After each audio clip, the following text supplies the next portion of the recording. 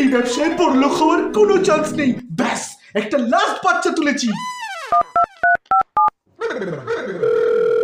Hello, kidnapper চুংচান, তোর বাচ্চাকে তুলে নিয়েছি।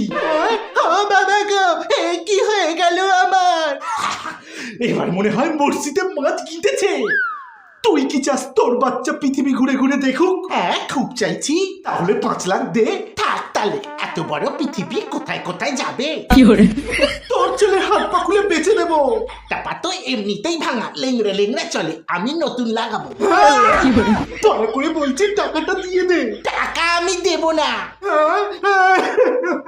তুই কি মানুষ? তুই নিজের ছেলেকে বাঁচাবি না?